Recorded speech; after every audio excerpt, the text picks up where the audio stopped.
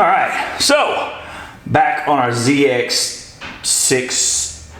I really like it when people say ZX636. I mean, I know that's what it is, but to me it's just a ZX6. So my mod number 4. This, ironically enough, so my son was watching this bike the other day, and I had rolled mine out for some reason. I was sitting there looking at it. I was like, you know, the green wheels look cool. I was like, but man, some white wheels would look really cool.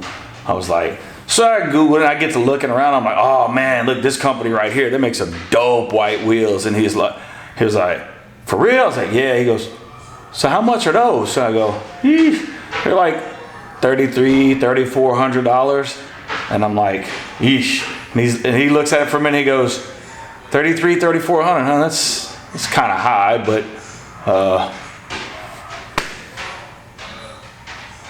what the hell? I'm like, who is that?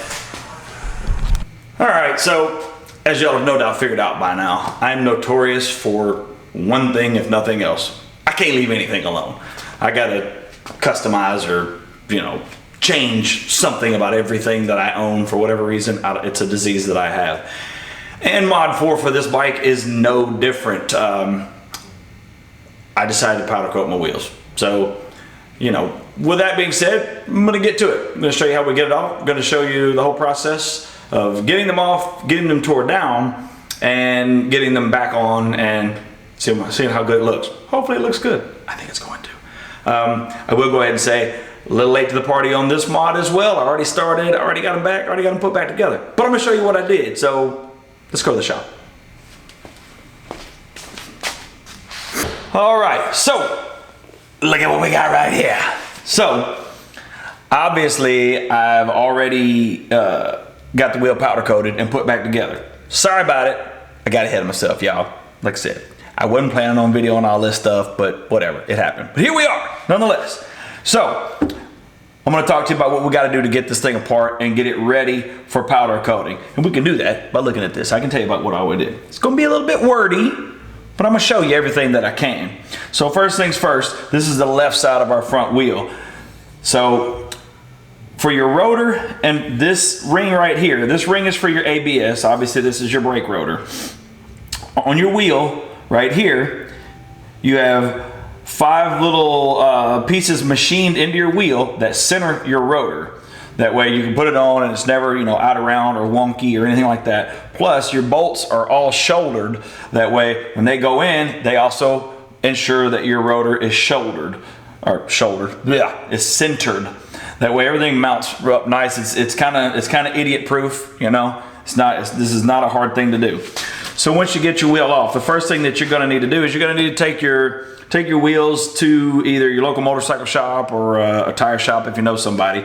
Get your tires pulled off. Get your valve stems pulled out.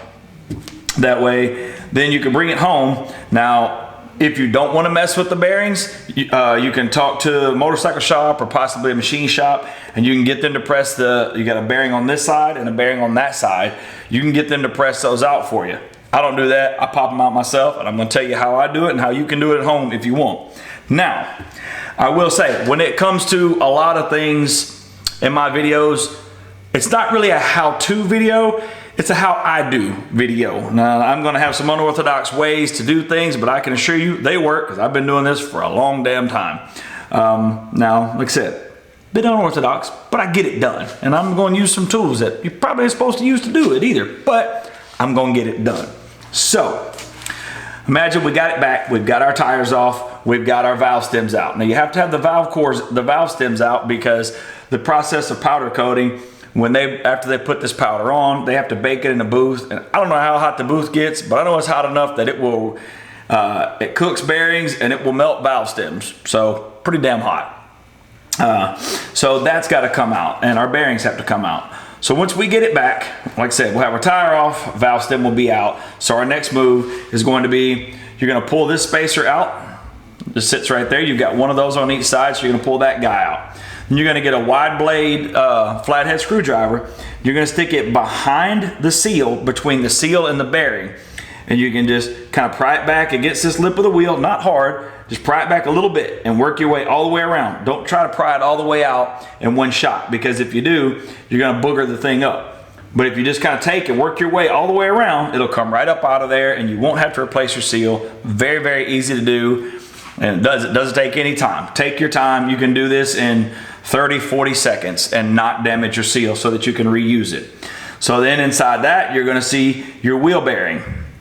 Now in your bearing, on the part of it that's right against the inside of your wheel, you're gonna see a steel part of your bearing, then you're gonna see like a orangey red portion in the middle, and then you're gonna see a steel part in the center, okay? So the center part is called a race, okay?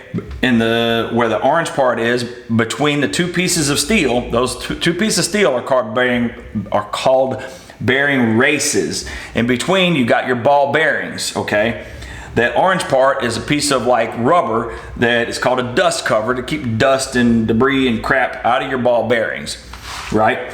So what you're gonna do is, you can do this one of two ways. I like to find a socket that is the same size as this inner race, and I'll stick down in there with the wheel face down. So you're gonna remove both of your seals with the wheel face down. Take and put that socket on this center race, hold it centered, and just pop it with a hammer once or twice. You've got this a sleeve, an aluminum sleeve that sits perfectly between the races on the bearings of each side that helps to line up your axle as it goes through there.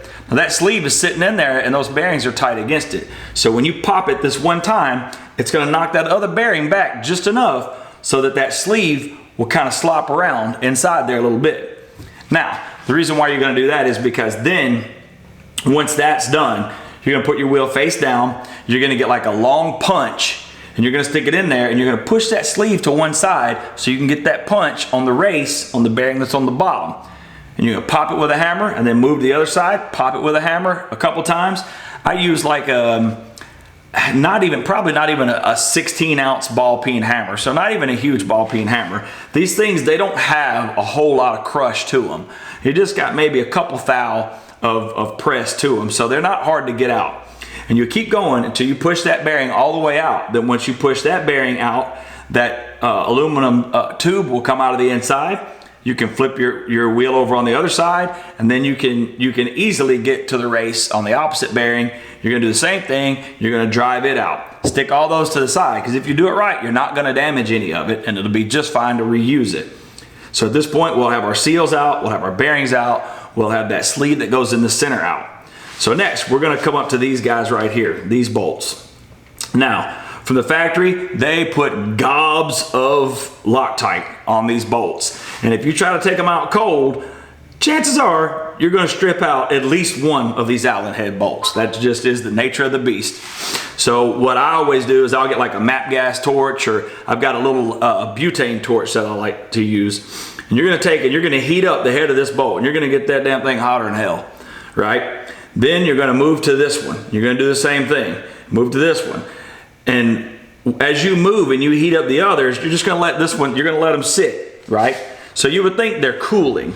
Technically, they're not cooling. That heat is spreading through that bolt. And as it spreads through that bolt, it's gonna get the part hot that has the Loctite on it.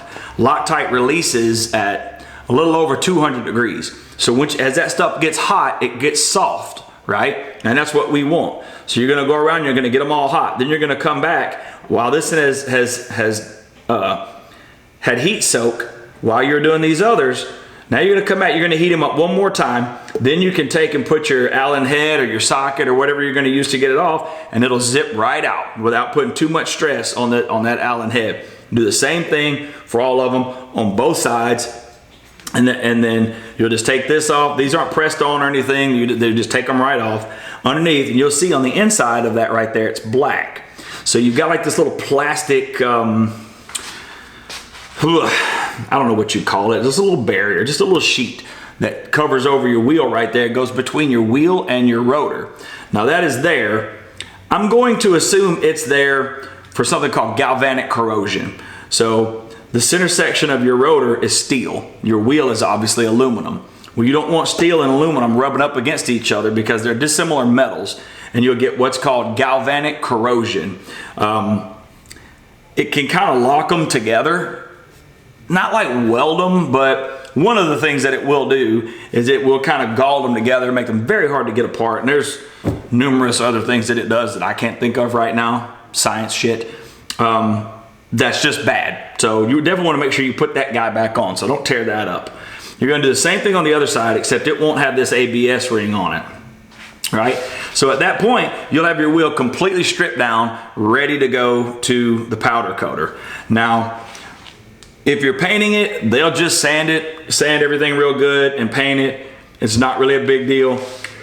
Now for powder coat, they sandblast everything really good. So your powder coater should know, but just in case, you want to let him know that this is where your rotor, everywhere that your rotor touches, that can't be sandblasted. Ah, somebody's calling me.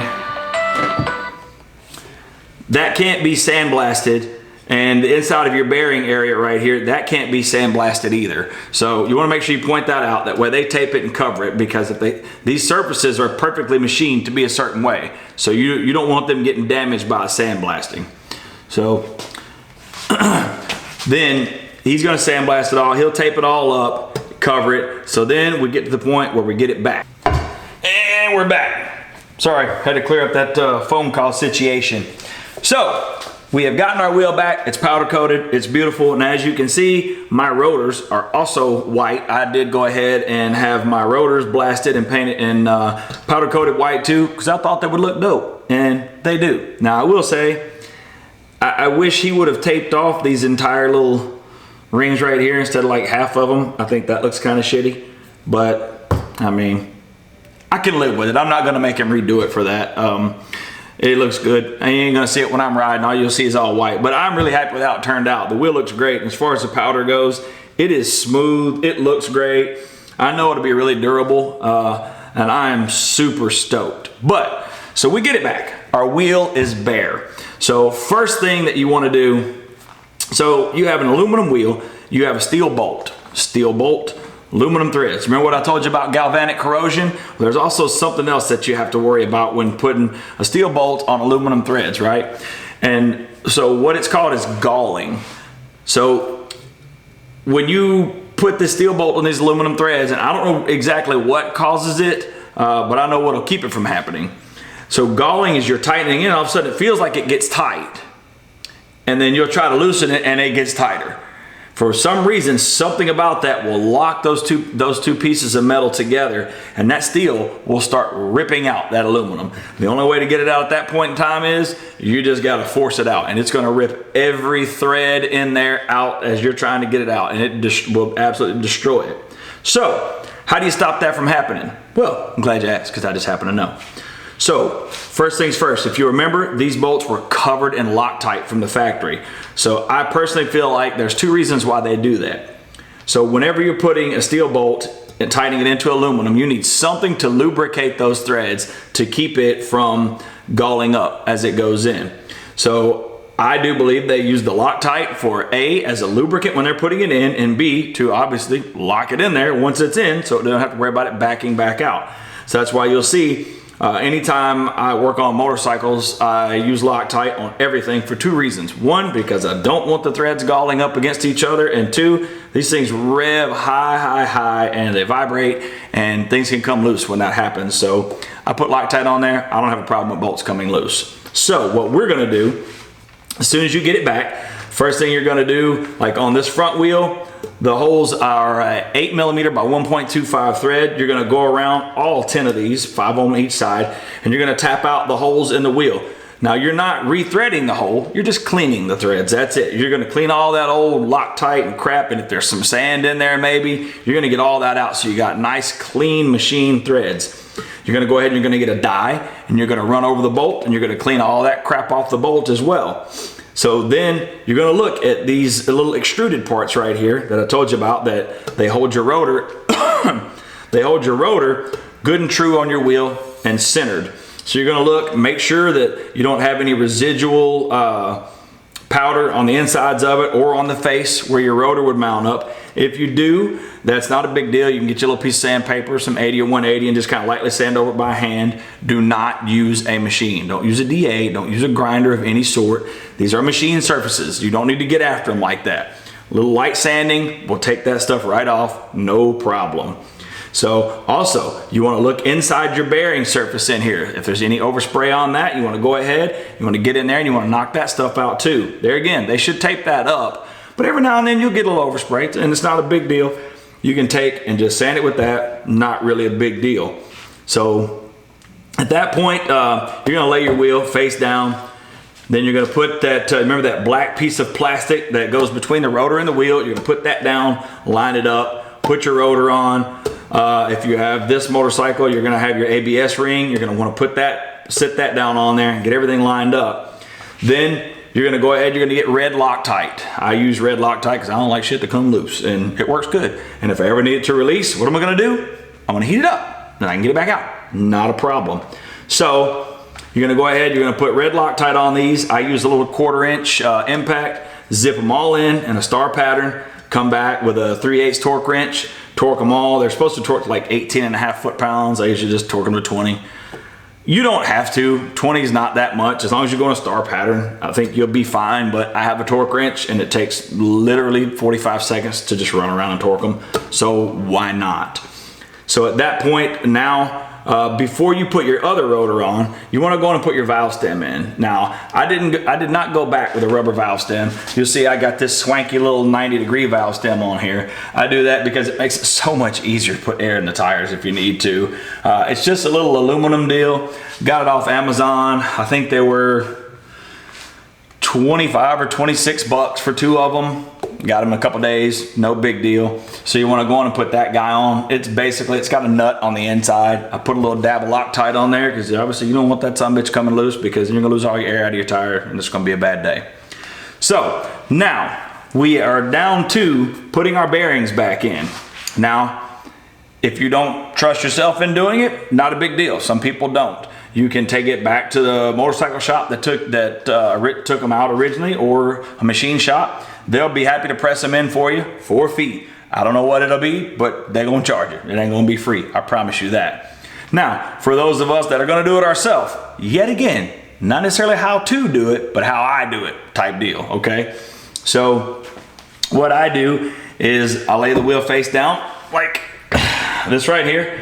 I put it on top of a shirt like this, that way I don't have to, worry about scraping my wheel up. Put that guy over there. That way I don't worry about scraping my wheel up. So you're gonna look in here, you're gonna make sure inside your bearing surface there's no overspray. If there is, I like to go in there with a little 180, clean it out just a little bit, just hand sand it with my finger in there. It's not a big deal. Then after I get done with that, I'll get a little piece of like 400 or 500 grit sandpaper and go in there and really smooth it out really good. You don't go crazy because you're not necessarily trying to take material off so much as just knock those 180 scratches down a little bit so that it's really smooth in there. It gives your bearing a really smooth surface to go down in. So you're gonna sit that bearing up there. Now remember, it doesn't have a whole lot of press. Really, it doesn't take a whole lot to press these in. So I just set it up there and I'll get me my little ball peen hammer and I'll just kind of lightly tap around the outside of it and kind of get it to start. And then there's a couple ways you can do this from there. That front axle has, it goes in there and then it has an actual rise machined into it that actually hits directly on this race. So if you want, you can take the front axle and you can stand your wheel up and you can pound on the front axle and it'll drive it down in there. You can do it that way. Or what I like to do is I'll find a socket. I've got a socket that's almost a perfect diameter of the outer race on this thing. And so I just I set that socket down in there and I'll use my like 16-ounce ball peen hammer. I say 16 ounce, let me show you. It is, this is about the right size. I'm not sure what this guy is. Does it say? It probably does say, but I can't read it. But about this big, and I'll just kind of run around it just lightly and tap it down real slow, just working around it. And you'd be surprised how far it will actually go just tapping it down in there like that. And once it gets to where I have to actually kind of start hitting it a little bit, then I'll go ahead and I'll get my socket and I'll place on it. and I'll get a big hammer and just start popping it. And make sure you hit it centered. Make sure your socket stays centered, and drive it down in there. And you'll feel it when it bottoms out. It's got an edge on the inside down in there that's machining the wheel. You'll feel it when it bottoms out, and you'll hear the sound will change as well. So once you get that all the way bottomed out, then you're gonna flip it over. You're gonna grab that aluminum collar that goes down in here, and you're gonna stick it down inside. Then you're gonna take your other bearing, and you're gonna stick it down on there, and don't start driving it home yet. Stick it down on there, and just kind of with your palm, you'll just kind of take it and start it very, very easily. It'll kind of start in the hole there. Then you're gonna stand it up, stick your axle through from the side where you're driving the bearing in. Stick your axle through, because that's gonna line everything up nice and solid. Then you can take, and I'll usually just take and I grip right against the wheel where the axle is, and then I'll just take, I've got a big hammer, and I'll just take and I'll start popping that axle, and it'll just drive that dude right on in there real easily. Then once you get it where it's all the way down flush, you can take your socket, and you can pop it down, and then once you look good, you stick your axle back in there, make sure everything's lined up good. You can just kind of take and tap around it, and you can tap it down till it's all the way flush right there. Once I get it flush, then I'll go ahead and I'll take my socket and finish driving it all the way home. Now when you get it real close, that last little bit right before it bottoms out, it's gonna hit, and where your inner race is gonna move just a little bit more, it's gonna let this collar on the inside, it's gonna be a little bit loose. It'll move just a touch. So that's when I go ahead and I'll stick my axle back in it, and I flip it over and I stick it flat on my table with the axle touching the table. Then I'll flip it over, and with the axle sticking through there, I can take a little like a little punch and just pop it a couple of times. Pop the race in there to make sure that it's seated and it's got a nice little squeeze on it. Then you put your seals back in here. You can either tap them down with a hammer like this. I put these back in with my thumbs. I was able to just take and just push it on in there. You push it to where it's flush. Then you just stick your spacers back in there. Now boom, you're ready to go throw that guy back on, and you are ready to ride.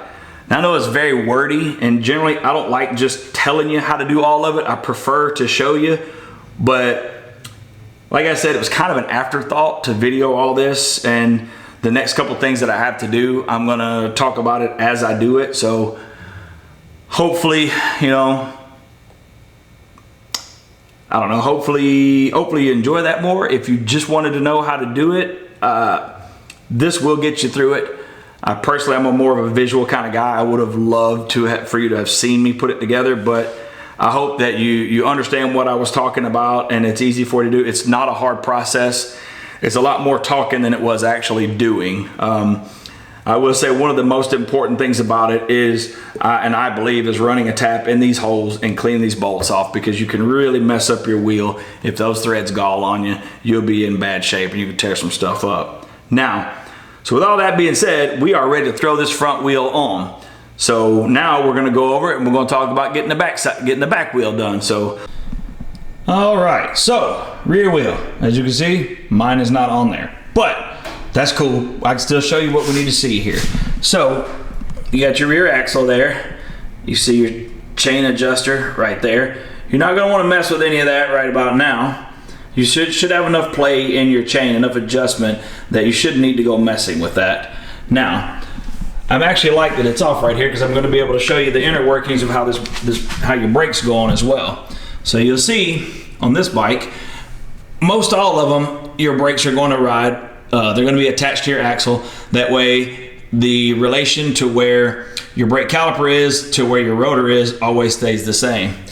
And then machined into this bracket, you've got right here, there's a big old slot machined into the back side of this, and there's a piece of aluminum extruding off your swing arm that this slides back and forth on, that keeps it from just rolling around your wheel whenever you hit the brakes, right? So now we move to here. We got our axle nut. So you're gonna get impact, or wrench, ratchet, whatever you choose to use. We're gonna go ahead, we're gonna take this bad boy off of here. Just a castle nut. So a lot of them are gonna have a cotter pin stuck through here, so you're gonna have to take the cotter pin loose and take it off. I take the cotter pins off and I throw them away because I use a different type of pin in my rear axles. So then you're gonna have this washer. You're gonna pull him off. So you're gonna have this guy right here. So you notice that these grooves are cut here and here. So those grooves are gonna line up in your swing arm. So that way you know if you're 3 back on this side that you need to be 3 back on the other side. That way your wheel and tire are running true the entire time. You don't want that off by 1 or something, because then your back tire is going to be running crooked. So over here you don't have a nut, you just have your axle, right? It sits in, you see how it's got the 2 flats machine into it right there. That way it locks into this guy right here, into your chain adjuster, okay? So let me throw you on the tripod right quick here. All right, so your chain is going to be around your rear sprocket. So once you weasel this chain adjuster off, it's going to allow your axle to come in, right? So that's going to give you enough that you'll be able to pull this chain and kind of roll it off of your sprocket. What I like to do is just roll it right there over the edge of my swing arm. Now it's out of the way and I don't have to think about it anymore, which I like. It's not going to hit my wheel or anything like that. So next up, our wheel's still on there. So just like the front, I like to stick my foot underneath the tire so I can lift it up with my toes or my ankle if I want to just lift that little bit of weight off of the axle. So you're gonna hold it up, you're gonna wiggle your axle out of there.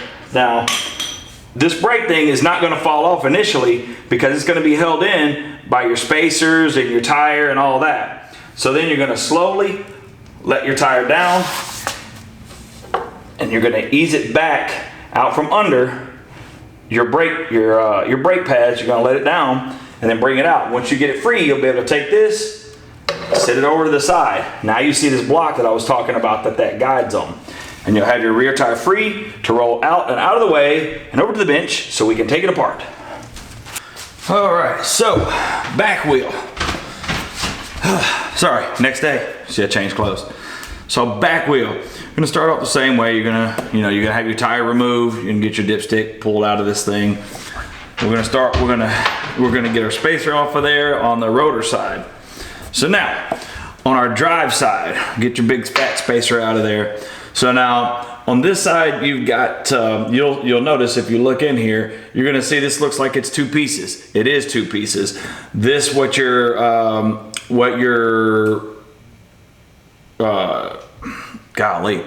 sprocket is attached to is called a cush drive.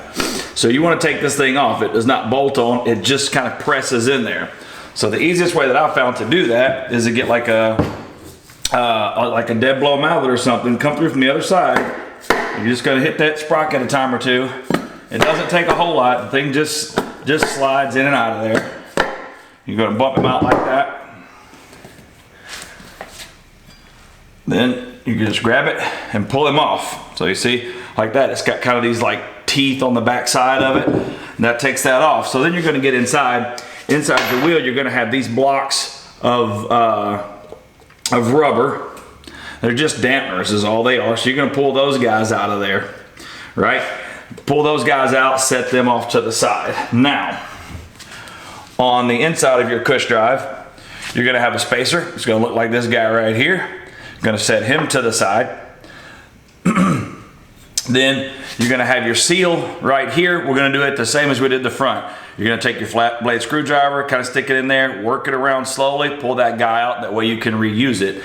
Now on the inside, on this 24 ZX6R, all bikes are not this way, but this one is this way. You've got a big snap ring in there that you're gonna wanna take, that you're gonna get snap ring pliers or needle nose or whatever you can come up with to get a snap ring out. I get it, a lot of people don't have snap ring pliers, so that makes that more difficult, but you're gonna get that snap ring out of there. Then you're gonna flip it over from the inside right here, and you'll be able to see the race right here that you'll have access to. That's where you're gonna get, yet again, get you a socket that'll fit right on that race. You're gonna be able to tap it with that ball peen hammer, and drive that bearing right out of there. Then you're just gonna take the nuts off, remove your sprocket. So then when you get that done, you're gonna have these studs that stick out of your cush drive itself. Now, Some places will let you leave those studs in. I don't leave them in just because I don't want my thread sandblasted. I don't want somebody to drop it, screw up my threads or something. So I like to take those out. Now, the way you're gonna have to get those out is you're gonna get 2 nuts that are this thread pitch of this stud. You're gonna lock them together. You're gonna tighten them against each other on this stud so that then you can just unscrew the stud to back it out.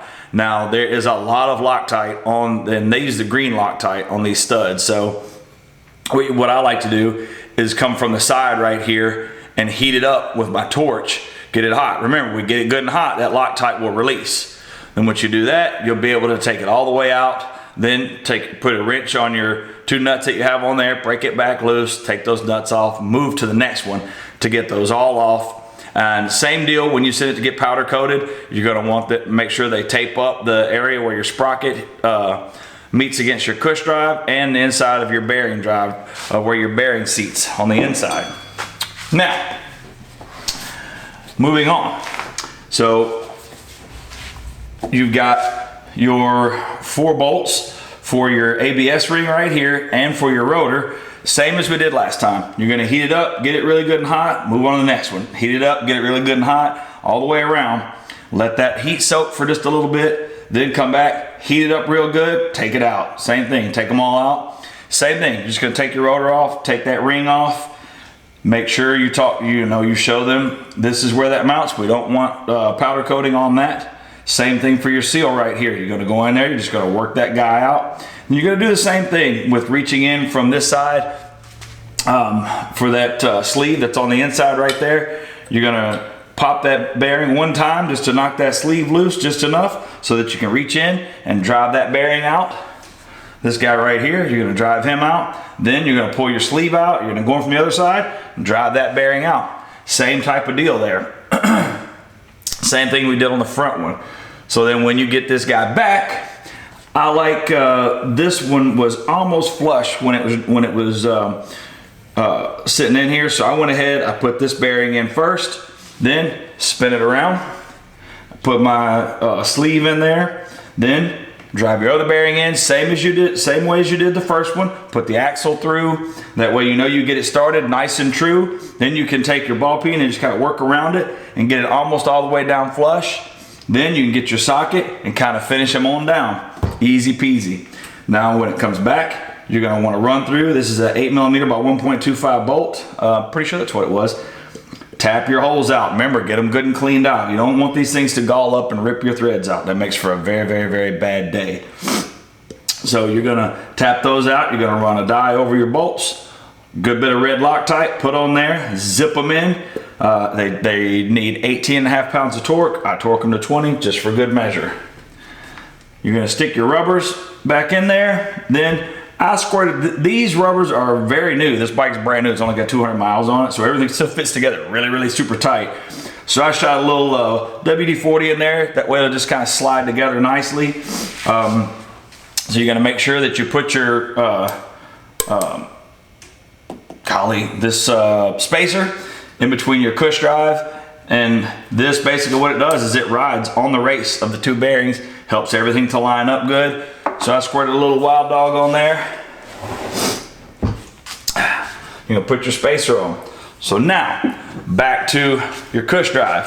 So when you get it back, you're gonna make sure that you go ahead and run a tap down through all these holes before you put these studs back in, because there again, it had that green Loctite in there, and that stuff will gall up and screw up all your threads. So you want to run it down in there, clean all your threads out good, go over each one of your studs, clean the threads off real nice, lock 2 nuts together on it, run it down in there. These need, let's see, these were 45 pounds of torque, lots of Loctite. Go ahead, put them in there, that way they lock in there real good.